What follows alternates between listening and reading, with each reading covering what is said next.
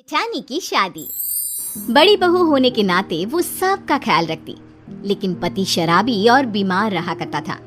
किसी ने शादी से पहले पति की कमियों के बारे में बताया नहीं था। ऐसे में भाभी, अब तुम कर भी क्या सकती हो, लोग तो बातें बनाएंगे ही। अब तुम एक के लिए दूसरे की जिंदगी थोड़ी ना खराब होने दे सकती हो। फिर भी दीदी, लोग सोचेंगे छोटे बेटे की शादी बड़े बेटे से पहले क्यों करवा दी, और इस तरह तरह तरह की बातें बनाएंगे। तो क्या करे, उसकी शादी करवा दे। दीदी शादी तो करवा देंगे, लेकिन कोई लड़की इससे शादी करने को तैयार भी तो हो। तुम इसकी चिंता छोड़ दो। क्या तुम इसकी शादी करवाना चाहती हो तो मैं लड़की ढूंढना शुरू करूं? हाँ हाँ भाभी, क्यों नहीं। अगर आपकी नजर में कोई लड़की हो तो बताओ, जो मेरे इस निकम्मे बेटे से शादी कर ले। कम से कम उसके आने से ये ठीक तो हो जाए। कुछ दिनों बाद, देखो तो कैसी है ये लड़की। गरीब घर की है, लेकिन सोना है सोना। अरे दिखने में सुंदर और घर के काम में तो जैसे सर्वगुण संपन्न। बुआ जी है तो बहुत सुंदर, लेकिन ये बच्ची लग रही है। हमारे जेठ जी की तो अच्छी खासी उम्र है। माना शादी नहीं हो पाई, लेकिन उम्र थोड़ी ना रुकती है। अरे बच्ची है तो बच्ची जैसी ही लगेगी ना। तुमसे 5 साल छोटी है, लेकिन सुंदर और संस्कारी है।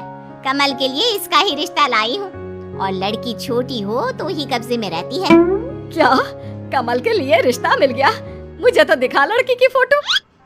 लेकिन बुआ जी, ये लड़की जेठ जी से बहुत छोटी है, और इस लड़की के घर वाले मान गए क्या इस रिश्ते के लिए? उन्हें सब कुछ बता तो दिया है ना आपने? और नहीं तो क्या, लड़की वाले मान गए हैं, इसीलिए तो तुम्हें दिखाने लाई हूँ। लड़की वाले गरीब और भले लोग हैं। लड़की के पिता नहीं है, इसलिए उनको रिश्ते के लिए मनाना मेरे लिए और आसान हो गया। अच्छा, लेकिन लड़के और कमल के बीच उम्र का कुछ ज्यादा फर्क नहीं लगेगा? अरे तो क्या हुआ, इतना तो चलता है। और सबसे बड़ी बात, लड़की वाले मान गए हैं। बेचारे गरीब है ना, इसलिए इतना अच्छा रिश्ता अपने हाथ से जाने थोड़ी ना देंगे। तो मैं रिश्ता पक्का समझू ना? हाँ हाँ, क्यों नहीं। हमें तो बस उसका घर बसा दिखना चाहिए, बाकी उससे वैसे भी मतलब नहीं है हमें। ऐसे ही कुछ दिनों बाद जेठ जी की शादी हो जाती है, लेकिन शादी के कुछ ही दिनों बाद जेठ की मौत हो जाती है। बहुत बुरा हुआ उसके साथ। अभी अभी तो उसकी शादी हुई थी, और शादी के कुछ दिनों बाद ही मौत। भगवान ऐसा दिन किसी माँ को ना दिखाए। लड़की के पैर सही नहीं थे। बुआ जी, ये सब कहना बंद कीजिए। आप देख नहीं रहे माँ जी की हालत, और उनकी बीवी को तो देखिए।